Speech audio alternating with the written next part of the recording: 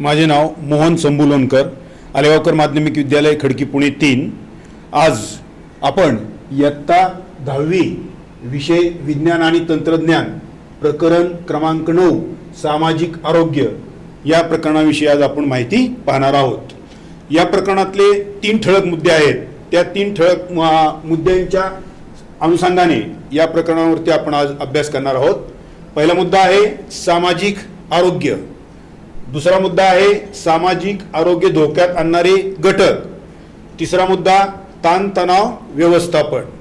आता यामध्ये सामाजिक आरोग्य यामध्ये एखाद्या व्यक्तीचे इतर असणाऱ्या व्यक्तीशी संबंध प्रस्थापित करण्याची क्षमता म्हणजे सामाजिक आरोग्य होय।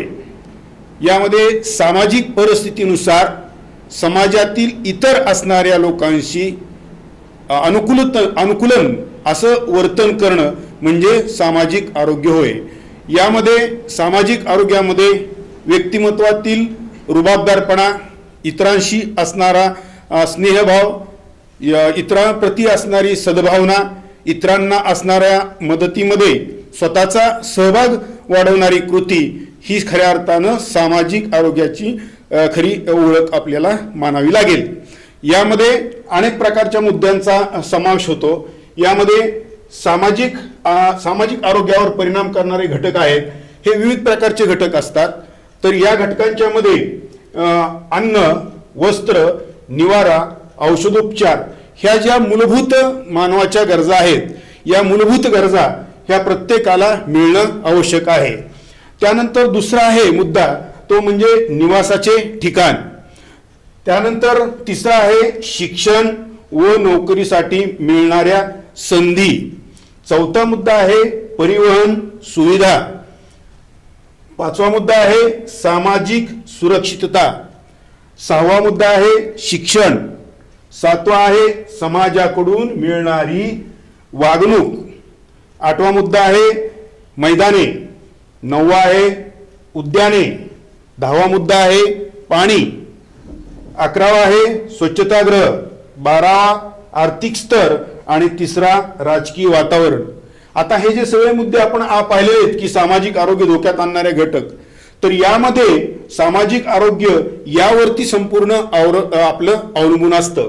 म्हणजे जर मूलभूत गरजा अन्न, वस्त्र, निवारा या जर आणि औषधोपचार हे जर मानवाला किंवा त्या असणाऱ्या समाजाला मिळालं तर त्यांचं राहणीमान हे काय होतं की उंचावतं। आता निवासाची ठिकाणं ही वेगवेगळ्या प्रकारची असतात, प्रत्येकाच्या असणाऱ्या आर्थिक स्तरावरती ती अवलंबून असतात।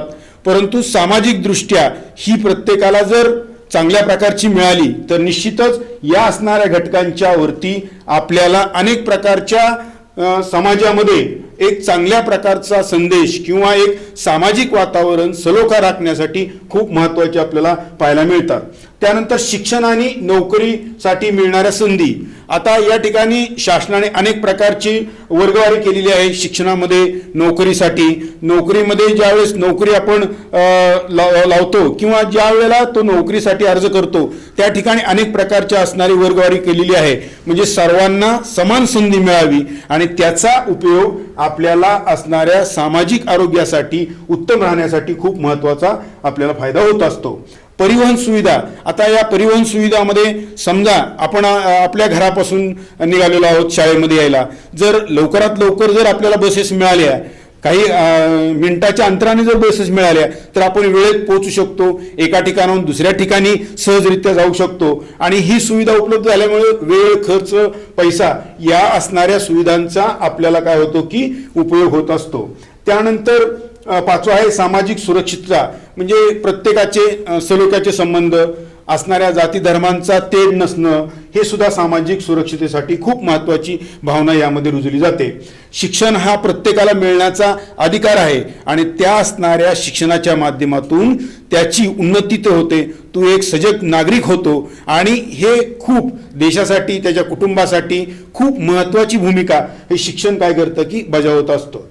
समाजाकडून मिळणारी वागणूक, तो जर समाजामध्ये चांगल्या प्रकारची वर्तणूक करत असेल, तो चांगल्या प्रकारचं प्रबोधन करत असेल, तो इतरांशी प्रेमाने वागत असेल तर हा निश्चितच समाजाच्या दृष्टीनं हा उन्नतीसाठी असणारा मार्ग आपल्याला पाहायला मिळतो. त्यानंतर मैदानांची आवश्यकता आज आपल्याला भरपूर प्रमाणात उपलब्धता असणं गरजेचे आहे. कारण का मैदानामध्ये विविध प्रकारचे खेळ, मैदानामध्ये एकत्र येणं, एकमेकांचे असणारे सुखदुःख शेअर करणं, मैदानामध्ये ज्या वेळेला आपण खेळ खेळतो त्यावेळेस सांघिक भावना निर्माण होणं, जात धर्माच्या पलीकडे जाऊन आपण एकमेकांशी खेळ खेळत असतो, ही भावना खऱ्या अर्थानं समाजासाठी अनुकूलता दर्शवतात. त्यानंतर स्वच्छ पाण्याच्या माध्यमातून त्याचं आरोग्य चांगलं राहतं, त्या असणाऱ्या रोगराई पसरत नाहीये, सभोवतालचं वातावरण स्वच्छ राहतं आणि म्हणून पाणी ही सुद्धा खूप महत्त्वाची बाब आपल्याला पाहायला मिळते.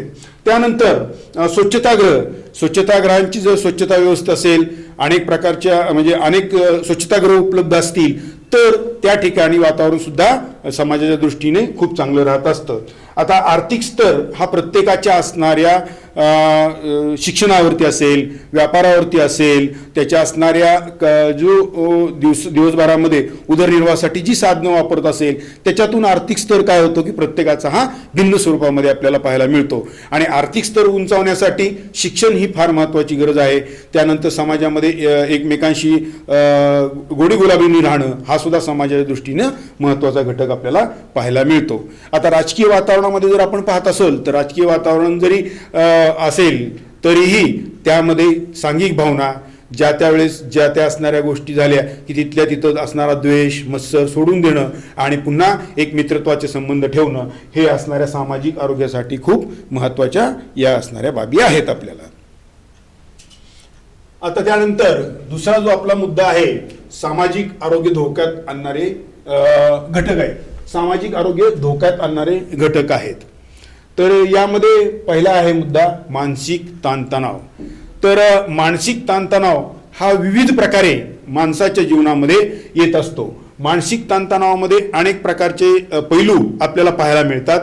मानसिक ताणतणावामध्ये आज जर आपण पाहिलं की वाढणारी लोकसंख्या असेल, या लोकसंख्येचा असणारा विस्फोट होत आहे आणि त्यामुळे काय होतं की मग व्यापारामध्ये, शिक्षणामध्ये किंवा इतर गोष्टींमध्ये प्रचंड स्पर्धा वाढलेली आहे आणि या स्पर्धेतूनच मानसिक ताणतणाव हा काय होतो की भरपूर प्रमाणात व्यक्तीला येत असतो. दुसरी गोष्ट अशी की आत्ताचं असणारं कुटुंब आहे हे विभक्त आहे. पूर्वी कसं होतं, संयुक्त कुटुंब होतं, त्यामध्ये असणारे घटक वेगळे होते. आजी आजोबा, भाऊ बहीण, चुलते मावशी वगैरे अशा काही गोष्टी त्यामध्ये होत्या. आज विभक्त कुटुंब पद्धती असल्यामुळं आज आई आणि वडील दोघंही चारित्र्यासाठी, आर्थिक नियोजनासाठी बाहेर पडतायत. मुलंच फक्त घरामध्ये आज आपल्याला पाहायला मिळतात आणि मुलं घरात असल्यामुळं ही काय झालीत की एकलकोंडी झालेली आहेत आणि त्यांच्यामध्ये एक न्यूनगंड निर्माण झालेला आहे की आपले आई वडील आणि आपणच, ही एक चौकट निर्माण झालेली आहे. ही पण खऱ्या अर्थानं मानसिक ताणतणावाचं एक मुख्य कारण आज आपल्याला पाहायला मिळतं. एकाच घरामध्ये भाऊ बहीण असतात, त्यामध्ये बहिणीला वागणूक आणि भावाला वागणूक वेगळी असते. भाऊ मात्र इंग्लिश मिडियमला असतो, बहीण मात्र मराठी माध्यमाला असते. त्यानंतर हा असणारा शिक्षणातला जो फरक आहे तो तिथं केला जातो. शिळं अन्न आहे ते मुलीला खायला दिलं जातं, ताजं अन्न आहे ते मुलाला दिलं जातं. त्याच्यानंतर प्रत्येक गोष्ट मुलाला स्वातंत्र्य दिलं जातं घरामध्ये आणि स्वतंत्र मुलाला द्यायचं आणि मुलीला मात्र स्वातंत्र्य हे द्यायचं नाही. का तर तिने हे केलंच पाहिजेत, तिच्यावरती अशा प्रकारची बंधनं घेतली पाहिजेत.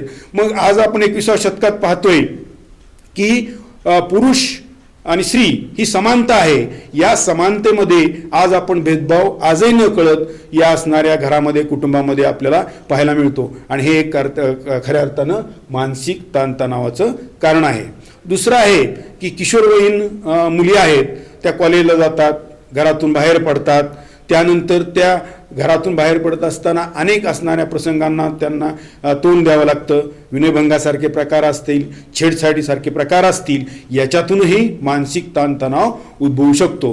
त्यानंतर आर्थिक परिस्थितीवरून सुद्धा मानसिक ताणतणाव हा विद्यार्थ्यांमध्ये किंवा मुलांच्यामध्ये हा वाढीस लागत असतो. आणि मानसिक ताणतणावाची कारणं मग त्यामध्ये अनेक प्रकारचे असू शकतात की वर्णभेद असेल, द्वेषभेद असेल किंवा त्याच्यामध्ये असणाऱ्या अनेक बाबींचा त्यामध्ये समावेश केलेला जातो. दुसरं की आत्ताची मानसिक ताणतणावाची परिस्थिती अशी निर्माण झालेली आहे की स्पर्धेचं जग असल्यामुळं त्याला ती गोष्ट मिळाली तर मलाही तीच गोष्ट मिळाली पाहिजे. आणि सकारात्मकता ही जी आहे मुलांच्यामध्ये ती थोडीशी कुठेतरी कमी झालेली आपल्याला पाहायला मिळते, की मानसिक ताणतणावामध्ये मीच जिंकलो पाहिजेत, मलाच सगळं मिळालं पाहिजेत, मलाच त्या प्रकारच्या सगळ्या गोष्टी मिळाल्या पाहिजेत, हा एक जो गुण आहे तो त्यांच्यामध्ये या मानसिक ताणतणावाला खऱ्या अर्थानं जबाबदार असतो. त्यानंतर असणारे जी भौगोलिक परिस्थिती असेल, राजकीय परिस्थिती असेल, तर त्यांच्यामध्ये सुद्धा यामुळं मानसिक ताणतणाव काय होतो की निर्माण होतो. त्यानंतर थोड्या कालावधीमध्ये जास्त असणारं आर्थिक उत्पन्न मिळालं पाहिजेत, थोड्या असणाऱ्या श्रमामध्ये जास्त आपल्याला अनेक गोष्टी मिळाल्या पाहिजेत, ही एक भावना माणसामध्ये निर्माण झाल्यामुळं काय झालं की त्याच्यातून व्यभिचार वाढलेत, त्याच्यानंतर या प्रकारची गुन्हेगारी, त्याच्यानंतर आपल्या घरामध्ये अनेक प्रकारच्या वस्तू आहेत नाहीत याची कंपॅरिझन आपल्या शेजारच्या बरोबर नातेवाईकांच्या बरोबर झाल्यामुळं मानसिक ताणतणाव हा काय होतो की प्रचंड प्रमाणामध्ये आज निर्माण झालेला आपल्याला पाहायला मिळतो. दुसरा आहे तो मुद्दा व्यसनाधीनता. आज आपण पाहतोय की किशोरवयीन मुलामुलींच्या मध्ये या असणाऱ्या व्यसनाधीनतेचं प्रमाण हे जास्त झालेलं आपल्याला पाहायला मिळतं. त्याचं कारण असं आहे की शिक्षक, आई वडील किंवा वडीलधारी माणसं यांच्यापेक्षा समवयस्क मित्र आहेत यांचा प्रभाव किशोरवयीन मुलामुलींच्यावरती जास्त प्रमाणात पडला जातो. मग काय होतं की त्या ठिकाणी एकमेकांच्या संगतीनुसार किंवा एकमेकांची मैत्री दृढ होत असते आणि या दृढ मैत्रीतूनच मग काय होतं की व्यसनाधीनता वाढत असते. अरे त्यांनी घेतली की अरे तू पण घे, त्याच्यावरती जबरदस्ती केली जाते, अरे एकदा तरी घे, बघ चांगलं आहे. आणि एकदा लागलेली सवय व्यसनाधीनता ही कायमची मग ती एक प्रकारची रूढ परंपरा होऊन जात असते. किंवा उच्च प्रभू लोक व्यसन करतात, अंमली पदार्थ असतील, मद्य प्राशन करत असतील, मग त्यांचं अनुकरण या किशोरवयीन मुलांच्यावरती जास्त पगडा पडतो आणि त्याच्यातून ही व्यसनाधीनता वाढत असते. मग आज आपण बघतोय की अंमली पदार्थ असतील, गुटखा असेल, तंबाखू असेल, सिगारेट असेल, अशा अनेक प्रकारच्या प्रलोभनामुळं आज व्यसनाधीनता तरुणांच्या मध्ये वाढीस लागलेली आहे. म्हणजे चंगळवादाकडे जाण्याची प्रवृत्ती ही विद्यार्थ्यांच्या मध्ये किंवा समाजामध्ये निर्माण झालेली आज आपल्याला पाहायला मिळते. आणि ही व्यसनाधीनता एकदा का सुरू झालं की म्हणजे बीज पेरलं की त्याचा वटवृक्ष होत असतो. म्हणजे एकदा लागलेलं व्यसन हे पुन्हा आपल्यातून ते निघून जाईल हे कधीही सांगता येत नाही. म्हणजे पहिल्यांदाच आपण त्याची जर काळजी घेतली तर व्यसनाधीनतेपासून आपण दूर राहू शकतो. त्यानंतर तिसरा आहे तो म्हणजे दुर्धर आजार. तर आता पाहताय की दुर्धर आजार TB आहे, एड्स आहे, कॅन्सर आहे, अशा प्रकारच्या दुर्धर आजाराने अनेक लोक ग्रस्त असतील तरीही सामाजिक सलोखा किंवा सामाजिक आरोग्य हे धोक्यात येऊ शकत असतं. यामध्ये आज आपण पाहतोय की घरामधली जी वडीलधारी मंडळी आहेत, आजी आजोबा असतील किंवा मुलांच्या मध्ये आईवडिलांना सांभाळ न करण्याची परिस्थिती किंवा आज मानसिकता त्यांच्यामध्ये आज निर्माण झालेली आहे. आणि आपण बघतोय की घरातल्या वृद्ध लोकांना की चांगली वागणूक न देणं, त्या असणाऱ्या लोकांच्या वरती विशेष लक्ष न देणं, औषध उपचाराकडे दुर्लक्ष करणं, त्यांना वेगळ्या प्रकारच्या घरामधली वागणूक एक हीन प्रकारची वागणूक देणं, की अशा प्रकारच्यामुळं आज आपण बघतोय की असणाऱ्या समाजामध्ये प्रचंड प्रमाणात वृद्धाश्रमाची निर्मिती झालेली पाहायला मिळते.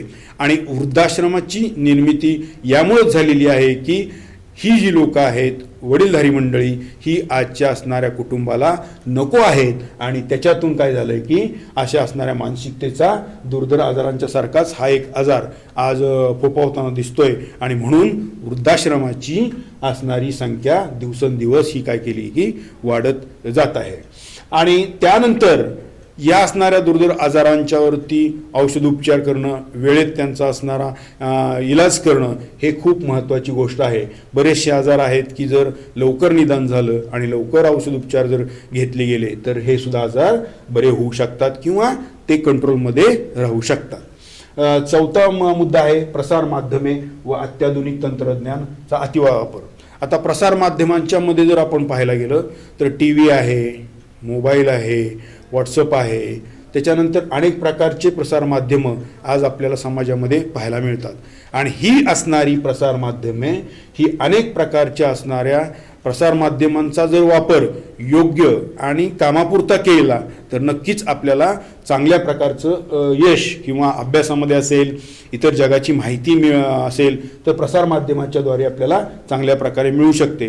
परंतु त्याचा जर अतिवापर झाला प्रसारमाध्यमांचा तर मात्र अभ्यासामध्ये असणारी एकाग्रता, त्याच्यानंतर आपलं दैनंदिन कामकाज याच्यावरती भरपूर प्रमाणात काय होतो की परिणाम होत असतो. आणि प्रसारमाध्यमे समजा टी व्हीसारखं माध्यम असेल, आपलं लॅपटॉपसारखं असेल तर तुम्हाला जी माहिती आहे तेवढ्यापुरती मर्यादित ठेवा. अतिवापर हा करणं आपल्या असणाऱ्या दृष्टीनं खूप घातक आहे असं मानलं जातं. आता अत्याधुनिक तंत्रज्ञानामध्ये आज आपण बघतो की व्हॉट्सअपसारखे माध्यमं आहेत, इंस्टाग्राम आहे, फेसबुक आहे.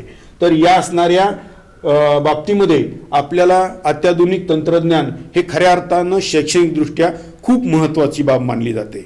परंतु त्याच बाबतीमध्ये जर का आपण ही अत्याधुनिक तंत्रज्ञानाचा सुद्धा गैरवापर केला तर तो आपल्या दृष्टीनं तो हानिकारक आहे. म्हणजे जेवढं आपल्याला वापरता येईल अत्याधुनिक तंत्रज्ञान तेवढाच वापर करावा. अतिवापर करण्याने त्याचे सुद्धा दुष्परिणाम आपल्यावरती होत असतात.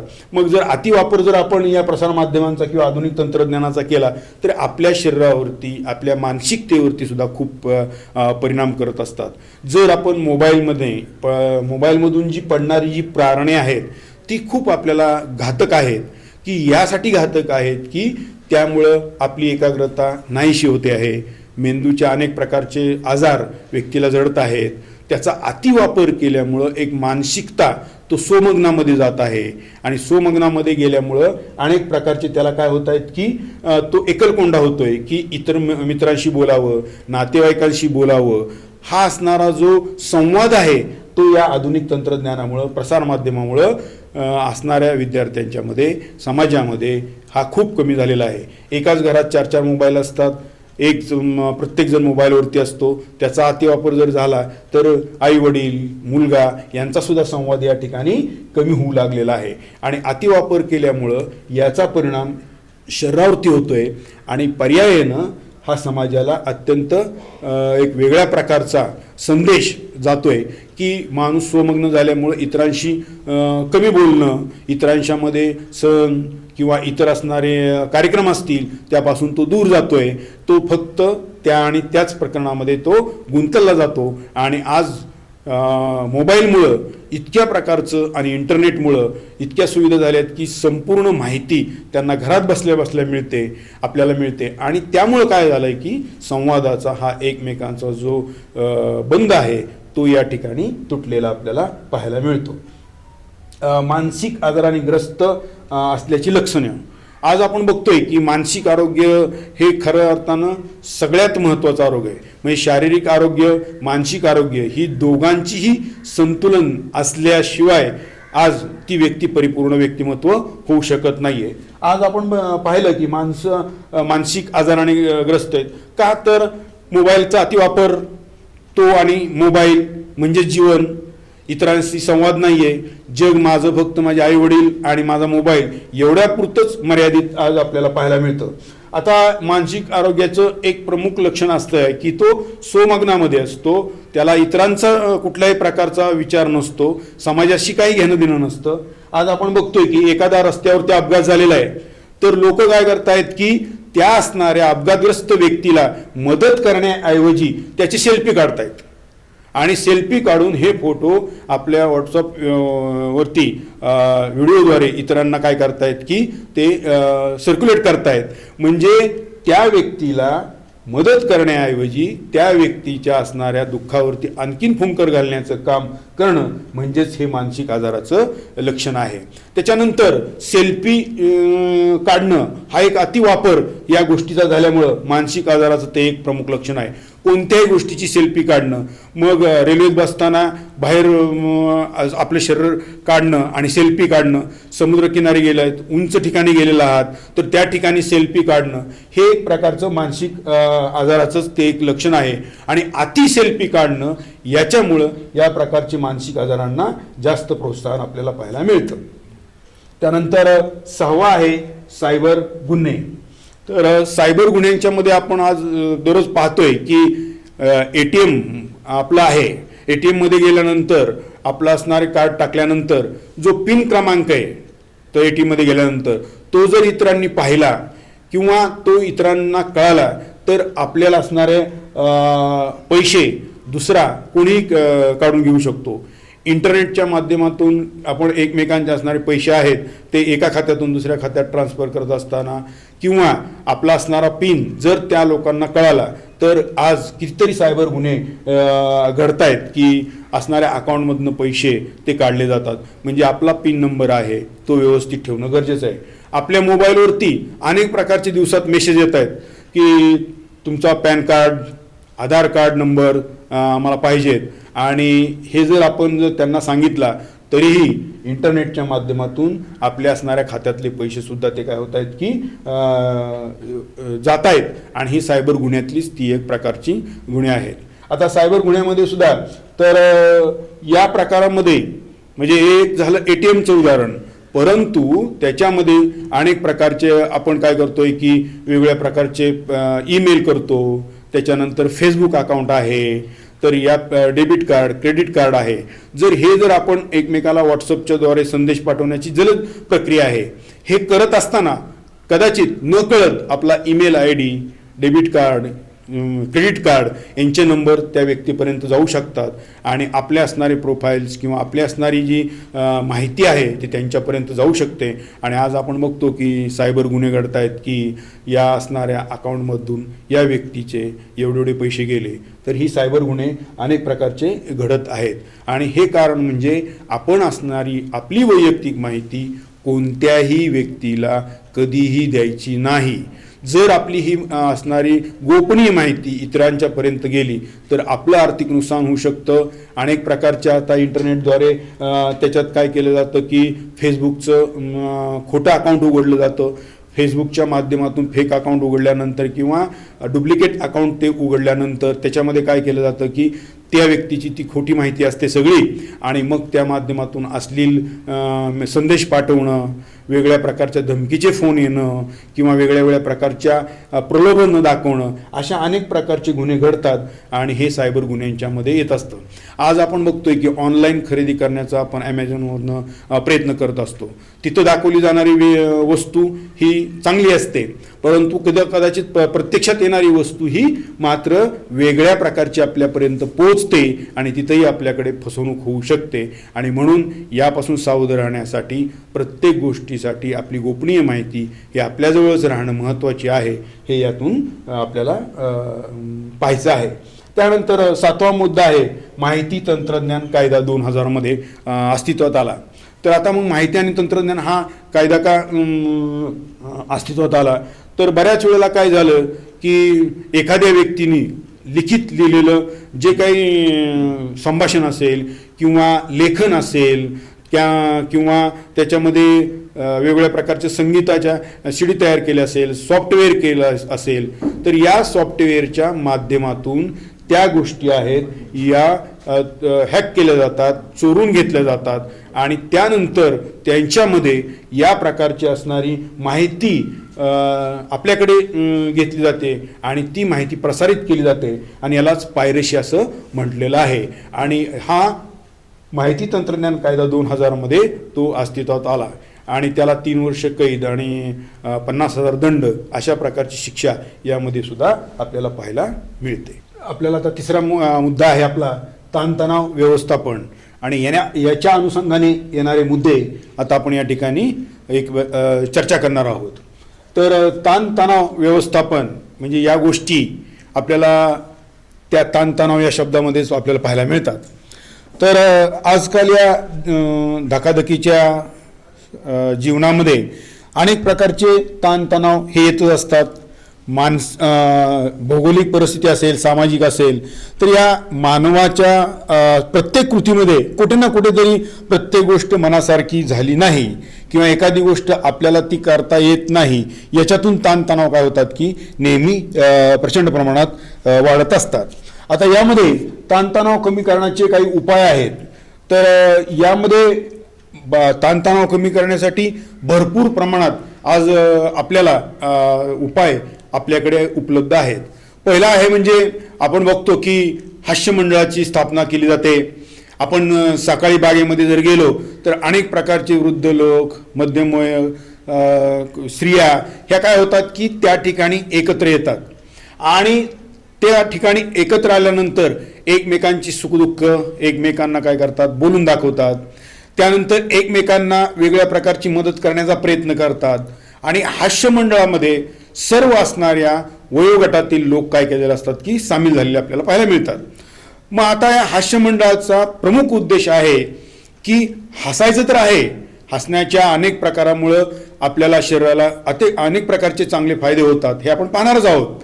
परंतु या हास्य मंडळामध्ये सकाळी आल्यामुळं त्या असणाऱ्या बागेमध्ये असेल किंवा त्या कुठल्याही जागेमध्ये आल्यानंतर एक वेगळ्या प्रकारचं नवचैतन्य निर्माण झालेलं आपल्याला पाहायला मिळत असतं. मग हास्य मंडळामध्ये आल्यानंतर प्रत्येक व्यक्ती वेगळ्या प्रकारचे हास्य तिथं करतो. तो करत असताना आपलं वय विसरतो आणि सगळ्यात महत्त्वाचं आहे की मानवी जीवनामध्ये प्रत्येक वेळेला वय हा भाग आहे, तो गौण आहे. आपल्याला जर ताणतणावातून मुक्त व्हायचं असेल तर आपलं वय बाजूला ठेवलं पाहिजे.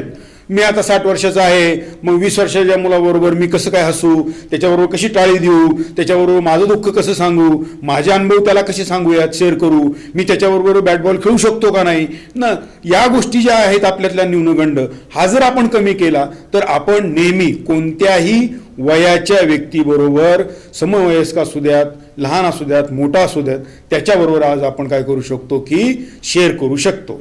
आता यामध्ये आपण हास्य प्रकारामध्ये वेगवेगळ्या प्रकारचे हास्य प्रकार आहेत ते आपण केल्यानंतर आपल्या शरीरामध्ये आपल्या असणाऱ्या स्नायू हे काय होतात की शिथिल होत असतात आणि आपले स्नायू शिथिल झालं की आपल्या शरीरामध्ये ऊर्जा, नवचैतन्य हे काय होतं की निर्माण होत असतं आणि हसल्यामुळं आपल्या शरीरावरती आलेला ताण आहे तो पूर्णपणे काय होतो की निघून जातो. आणि म्हणून आपण काय केलं पाहिजेत, हसलं पाहिजेत. त्यानंतर मित्र मैत्रिणी असतील, भाऊ असेल, बहीण असेल, नात्यामधले संबंध असतील, शेजारी असतील, यांच्यामध्ये जर प्रत्येक गोष्ट जर आपण बोललो, आपल्या मनातली जी काही दुःख आहेत ते त्यांना सांगितली तर नक्कीच त्यातली दुःख 50% आपल्याकडे निवारण होतात.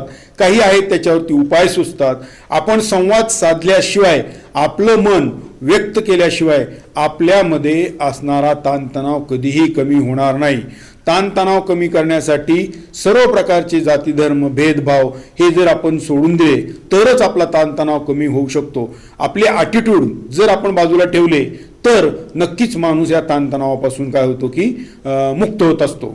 आता मला ताणतणाव आला तर मला एखादा छंद असेल, मला चित्रकला असेल, संगीत ऐकण्याचा छंद असेल, चित्र काढण्याचा मला छंद असेल किंवा मला भटकंती करण्याचा छंद असेल किंवा मला एखादा पिक्चर बघायचा आहे. प्रत्येकाला कोणत्या ना कोणत्या प्रकारचा छंद जीवनामध्ये असणं खूप महत्त्वाचं आहे. त्याचं कारण असं आहे की तुम्ही एकटे असताना तुमचा असणारा वेळ आहे तो जर व्यवस्थित घालवायचा असेल, त्याचा सदुपयोग करायचा असेल तर मानवी जीवनामध्ये छंदाला अनन्यसाधारण महत्त्व प्राप्त झालेलं आहे. आणि आपण असे जर छंद जोपासले, त्या छंदांच्या माध्यमातून काय आर्थिक प्रगती होत असेल किंवा छंदातून आर्थिक प्रगतीच व्हावी हा त्यातला भाग नाही आहे. आपलं मानसिक आरोग्य चांगलं राहण्यासाठी आपण कोणता तरी छंद पाळणं खूप गरजेचं आहे. समजा एखाद्याला मैदानात जायचा छंद असेल, तो मैदानात गेल्यानंतर कबड्डी खेळेल, खो खो खेळेल, तो मैदानामध्ये 4 राऊंड मारेल, तो वेगवेगळ्या प्रकारच्या असणाऱ्या त्या ठिकाणी कसरती करेल किंवा त्यामध्ये वेगळ्या प्रकारच्या खेळातून तो आनंद घेईल, हे खूप महत्त्वाचं आहे. आणि ताणतणाव कमी करण्यासाठी खूप महत्त्वाची बाब आहे ती म्हणजे योगासने, प्राणायाम, त्यानंतर वेगवेगळ्या प्रकारच्या योगनिद्रा, त्याच्यानंतर वेगवेगळ्या प्रकारचे सूक्ष्म व्यायाम, याच्यातून सुद्धा आपण ताणतणाव पूर्णपणे नाहीसा करत असतो. आता पहा, आपण आसनं करत असताना योगासनं असतील, त्यामध्ये आसनं असतील, प्राणायाम असतील, पण आता योगासनं करताना आपल्या शरीरातील संपूर्ण असणाऱ्या स्नायूंना तो एक प्रकारचा व्यायाम होतो. म्हणजे डोक्यापासून ते पायापर्यंत संपूर्ण असणाऱ्या शरीरातले स्नायू याच्यामध्ये सहभागी होत असतात. मग आपल्यातली असणारी योगासनामुळं, प्राणायामामुळं जी काही व्याधी असतील त्या तर दूर जातातच, शिवाय आपण आनंदी राहिल्यामुळं आपलं असणारं आयुर्मान सुद्धा काय होतं की वाढत जात असतं. म्हणजे योगासन असतील, खेळ असतील, हे आपल्याला काय शिकवतात की आपल्याला असणारं वेळेवरती जसा श्वास घेतो सोडतो त्याचप्रमाणे जीवनामधला प्रत्येक क्षण हा आपल्या जीवनासाठी सकारात्मकतेकडे नेण्यासाठी त्यामध्ये काय करतात की योगासनं आपल्याला शिकवतात. आता पहा, खेळामध्ये नियम असतात. समजा एक कबड्डीचा खेळ आहे तर त्यामध्ये असणारे खेळाडू, त्यामध्ये असणारे नियम, त्यामध्ये असणाऱ्या क्रीडांगणाची लांबी रुंदी, दिले जाणारे निर्णय, हे त्या निर्णयामध्ये आपण वागतो आणि त्या प्रकारची आपण कृती करतो. म्हणजे खेळ काय शिकवतात, जीवनामध्ये व्यवस्थित जय पराजय स्वीकारण्याची ताकद शिकवतात. त्याच्यानंतर नियमात वागण्याची क्षमता शिकवतात. म्हणजे यामुळं सुद्धा आपला ताणतणाव काय होतो की कमी होत असतो. आणि यानंतर योगासनांच्या प्राणायामांच्यामुळं आपल्या शरीरातील जो श्वास आहे, उच्छ्वास असेल तर याच्यावरती श्वासावरती नियंत्रण मिळवलं जातं. आणि एकदा श्वासावरती नियंत्रण आलं की मनही शांत होतं. इतर असणाऱ्या कृती करण्यासाठी तो धजवत नाही आहे. त्याचं असणारं जे शारीरिक असेल मानसिक असेल हे संतुलन कायम चांगलं राहतं. आणि म्हणून दररोज सकाळी प्रत्येक व्यक्तीनं योगासनं, प्राणायाम, जमेल तसं मैदानात जाणं किंवा जमेल तसा एखादा छंद जोपासणं, एखादी असणाऱ्या निसर्गामध्ये भटकंती करणं. पहा, निसर्ग हा आपला खरा मित्र आहे. निसर्ग भरपूर देत असतो. बघा, एखादं झाड लावलं आंब्याचं, तर आंब्याचं झाड लावल्यानंतर आंबा असं म्हणत नाहीये की हा गरीब आहे म्हणून मी त्याला आंबे खायला देणार नाही, मी तो श्रीमंत आहे म्हणून मी त्याला जास्त आंबे देणार आहे, असं तो म्हणतच नाहीये. निसर्ग हा आपला मित्र आहे. आज आपण कोरोनाच्या काळामध्ये बघतोय की कित्येक लोकांना ऑक्सिजन मिळत नाहीये, त्यामुळे ते मृत्युमुखी पडतायत. ऑक्सिजनची कमतरता आहे. मग निसर्ग भरभरून ऑक्सिजन देतोय, तुम्हाला भरभरून सगळ्या गोष्टी देतोय. त्याचा निसर्गाशी तुम्ही मैत्री केली पाहिजेत, निसर्गाशी संवर्धन केलं पाहिजेत, निसर्गात गेलं पाहिजेत. निसर्गामध्ये असणारा आवाज, पशुपक्ष्यांचे असणारे किलबिलाट, हे जर आपण ऐकत बसलो किंवा यांचं अवलोकन केलं तरी आपला ताणतणाव व्यवस्थित काय होतो की दूर होतो. आपण निसर्गाशी जोपर्यंत एकरूप होत नाहीये तोपर्यंत निसर्ग आपल्याला एकरूप करून घेत नाही. आणि म्हणून खऱ्या अर्थानं जर मैत्री करायची असेल तर निसर्गाशी करा आणि याच्यातून आपला ताणतणाव काय होतो की निश्चितच कमी होत असतो. त्यानंतर आपल्या असणाऱ्या वेळेचं व्यवस्थापन करा. त्या व्यवस्थापन करत असताना त्याच्यामध्ये अनेक बाबी ठेवा की कुठल्या असणाऱ्या अभ्यासाला किती प्राधान्य द्यायचं, त्याच्यानंतर आपल्याला खाण्याला किती वेळ द्यायचा, त्याच्यानंतर टी व्हीला किती द्यायचा, आपण असणाऱ्या शाळेतनं आल्यानंतर आपल्या घरकामाला किती वेळ द्यायचा, याचं नियोजन खरं सुद्धा जर आपण जर केलं तर खऱ्या अर्थानं आपल्याला ते एक प्रकारचा ताणतणावापासून मुक्त होण्यासाठी काय करतात की आपल्याला नक्कीच मदत होतात. आता मानसिक समस्या आहेत, तर मानसिक समस्या तर या भरपूर असतातच. माणसामध्ये ते आर्थिक असेल, कौटुंबिक असेल, सामाजिक असेल, जात धर्मामधले असेल, तर हे मानसिक समस्या ह्या भरपूर प्रमाणात आपल्याला पाहायला मिळतात. पण ह्या मानसिक समस्या आपल्या हातात ठेवण्याचं संपूर्ण कला हे आपल्याजवळ आहे. आपण काय करतो की एखाद्या गोष्टीचा अतिरेक विचार करतो, जास्त वेळ त्याच्यावरतीच फोकस करतो आणि पर्यायानं काय होतं की यामध्ये अनेक प्रकारचे ताणतणाव आपणच स्वतःहून घेत असतो. जर या गोष्टी जर स्वतः आपण टाळल्या तर ताणतणाव येणारच नाहीये. आपल्यासारखी एखादी गोष्ट घडली नाही, मी म्हणतो तेच झालं पाहिजेत, माझ्यासारखं सगळ्यांनी वागलं पाहिजेत, हे ज्यावेळेस तुमचं मन तुम्हाला सांगतं त्यावेळेला तुमच्यात ताणतणाव निर्माण होत असतात. आणि नेहमी जीवनामध्ये सकारात्मकता ठेवली पाहिजेत. बी पॉझिटिव्ह ही जी गोष्ट आहे ती ठेवल्याशिवाय आपल्यातले नकारात्मक विचार जोपर्यंत दूर जात नाहीत तोपर्यंत सकारात्मक विचार तिथं त्या ठिकाणी वास्तव्य करू शकत नाही आहेत. म्हणजे काय झालं, आपण नेहमी सकारात्मकता ठेवली पाहिजेत, नेहमी बी पॉझिटिव्ह राहिलं पाहिजेत, स्वतःची असणारी उत्क्रांती स्वतः केली पाहिजे, इतरांशी मदतीचा हात पुढे केला पाहिजे, त्यावेळेस दुसरा आपल्याला मदतीचा हात पुढे करतो. म्हणजे आपण जसं वागू तसा पुढचा वागत असतो. आणि हे जरी केलं तरी आपलं असणारं मानसिक संतुलन राहण्यास मदत होते. त्याच्यामुळं काय होतं, मानसिक समस्यातूनही त्यातून पुढं समजा तुम्ही योगासनं केली, एखादा खेळ खेळला, छंद जोपासला, सकारात्मक विचार केला तर तुम्हाला मानसिक समस्या उद्भवणार नाही आहेत. परंतु त्यातूनही जर का या समस्या उद्भवल्याच तर यामध्ये औदासीन्यता आणि नैराश्य ह्या दोन गोष्टी आल्या तर तुम्ही तुमच्या असणाऱ्या जवळच्या व्यक्तीजवळ व्यक्त झालं पाहिजेत. तुम्ही व्यक्त झाल्यानंतर तुमच्या मनामध्ये काय अडचण आहे हे दुसऱ्याला शेअर केली पाहिजेत. जोपर्यंत तुमच्या मनामध्ये काय सल आहे किंवा काय दुःख आहे हे जोपर्यंत दुसऱ्याला सांगत नाही आहे तोपर्यंत तुम्ही या असणाऱ्या मानसिक समस्येतून बाहेर पडू शकत नाही आहे. मग नैराश्य काय येतं? एकलकोंडेपणा, समाजापासून दूर जाणं, इतरांच्या असणाऱ्या कुठल्या कार्यक्रमाला उपस्थित न राहणं, दुसऱ्याचे फक्त दोषच पाहणं, त्याला असणारी चांगल्या असणाऱ्या गुण आहेत त्याच्याशी शब्बासकी न देणं, याच्या अनेक गोष्टी. तुम्ही स्वतःहून एखादी चांगली गोष्ट घडली तर त्याला तुम्ही शब्बासकी दिली पाहिजे, मित्राचं अभिनंदन केलं पाहिजे. आणि या गोष्टी जर तुम्ही केल्या नाहीत तर तुम्हाला नैराश्य येत असतं. मग त्यासाठी काय केलं पाहिजे? योग्य वैद्यकीय सल्ला घेतला पाहिजे. तुम्ही मानसोपचार तज्ज्ञाकडे गेला पाहिजे, समुपदेशन करतात त्यांच्याकडे गेला पाहिजेत.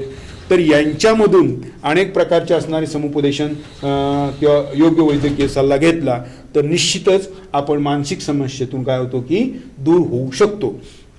आपलं आलेलं औदासिन्य, नैराश्य कोणत्या ना कोणत्या कारणानं आलेलं आहे हे आपण स्वतःहून पाहिलं पाहिजेत. त्याची कारणं शोधली पाहिजेत, त्याच्या उपाय आपण केले पाहिजेत. हे जर केलं तर निश्चितच आपण याच्यातून वैद्यकीय मदत घेतली तर आपण याच्यातून नक्कीच बाहेर पडू शकतो. समुपदेशन करणारे बरेच काउन्सिलर असतात समाजामध्ये.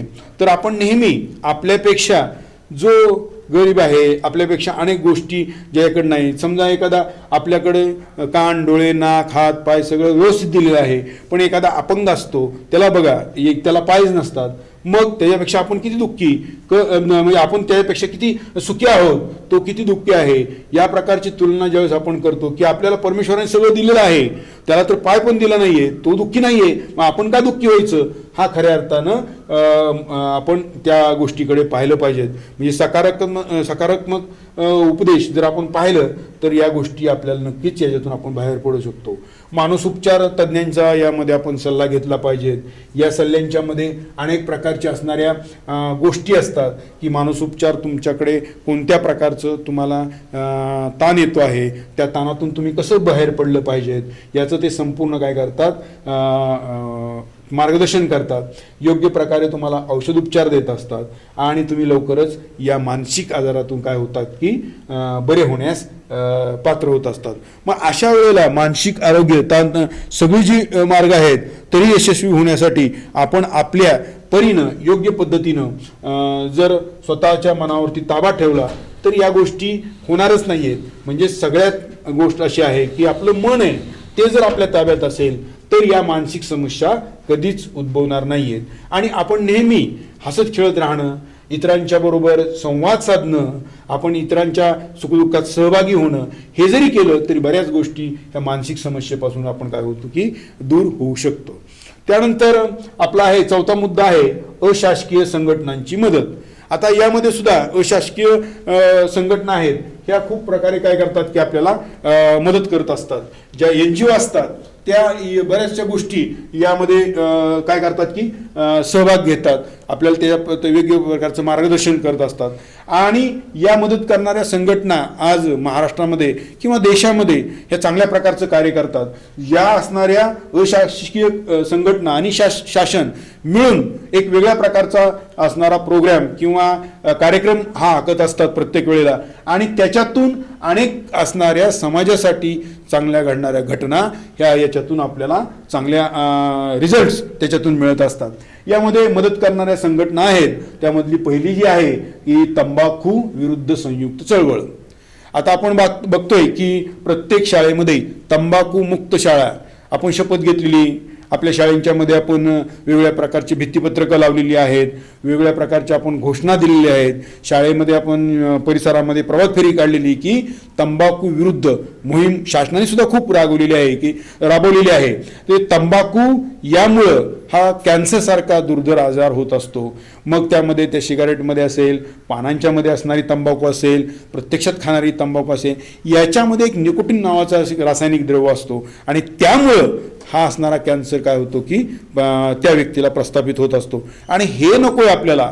मग तंबाखू खायची का, तर शरीराला काहीच उपयोग नाहीये, तर शरीराला कुठल्याच प्रकारचा त्याचा उपयोग नाहीये, तर मग ती खायचीच का. मग हा पहिल्यांदा जो मुद्दा आहे तो प्रत्येक व्यक्तीनं आपण पाहायला पाहिजे. तंबाखू म्हणजे सर्वस्व नाही आहे आणि तंबाखू खाण्यामुळे आपण बघतो की व्यक्ती कुठेही थुंकतात आणि आज आपण बघतोय की या महामारीमध्ये जर अशी थुंकी जर पडली तर अनेक प्रकारचे आजार होण्याची शक्यता आहे. म्हणजे तंबाखूपासून आपण काय केलं पाहिजे, दूर राहिलं पाहिजेत.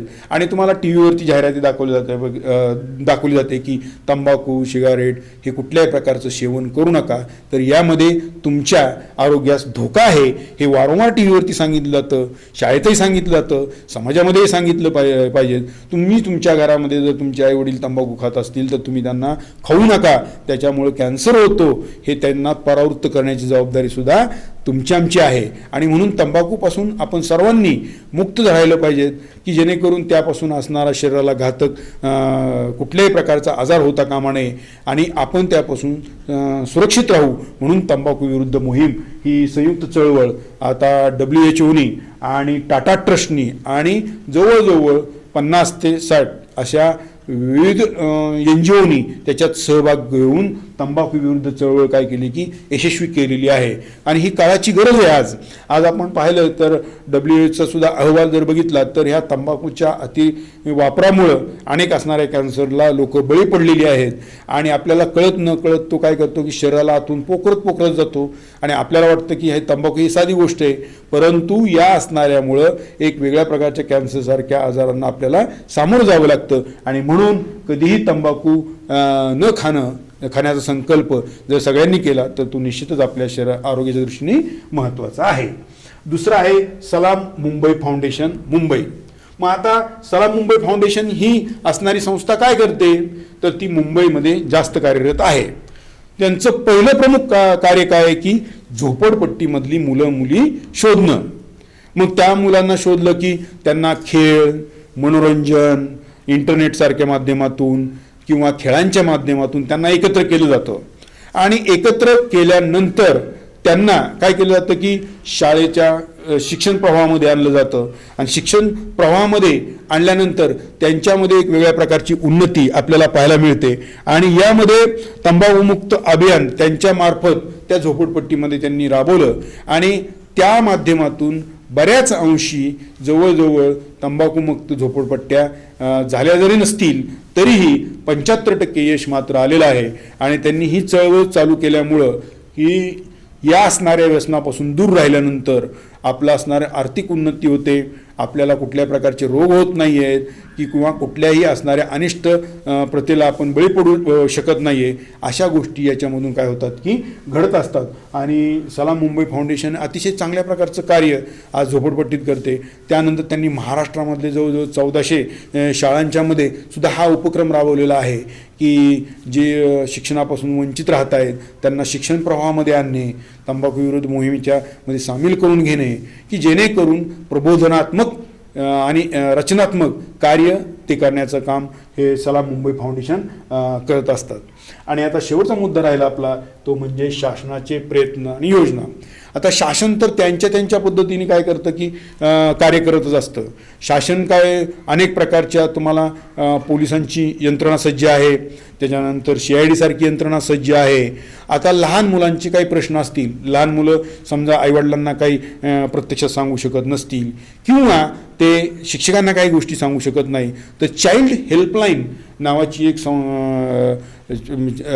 लाईन चालू केलेली आहे हेल्पलाईन. आणि त्या चाइल्ड हेल्पलाईनच्या माध्यमातून नंबर्स त्या मुलांना दिले जातात किंवा वर्तमानपत्रातून जाहिरात केली जाते, टी व्हीवरती सांगितलं जाते की चाइल्ड हेल्पलाईनचे नंबर असे आहेत, जर तुम्हाला कुठं काही अडचण आली, प्रॉब्लेम आला तर या नंबरवरती तुम्ही आमच्याशी संपर्क साधा, तुमची असणारी तक्रार निवारण आम्ही निश्चित करू. आणि त्या प्रकारची ते काय करतात की यांनी तक्रार केल्यानंतर त्याला मदत देतात, पोलिसांची मदत असते.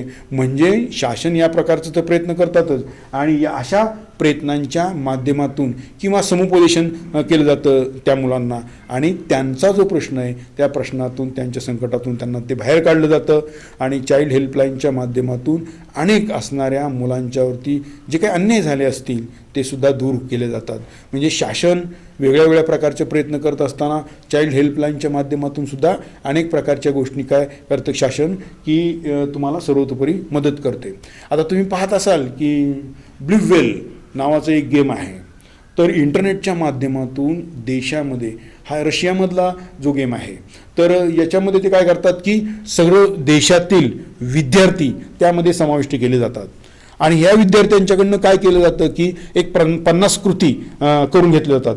त्या कोणत्या की ठीक आहे एकटाच घरात राहा, स्वतःलाच जखम करून घे, 4 फुटावरून उडी मार किंवा हॉरर पिक्चर असतील, भीतीदायक पिक्चर असतील ते एकट्याने बघायचे, आत्महत्यासारखे व्हिडिओ असतील ते पाहायचे आणि अशा 50 कृती झाल्या की मग तुमचं मन काय होतं की त्या 50 असणाऱ्या गोष्टी तुमच्याकडनं करून घेतल्यामुळं तुमचा एक माइंडसेट तयार झालेला असतो की नाही हे सांगतील तेच करायचं, हे सांगतील तेच करायचं आणि तुम्ही त्याच्यात काय करता की 50 कृती करत करत करत जातात आणि शेवटी ते काय करतात की तुम्हाला आत्महत्यापर्यंत घेऊन जातात.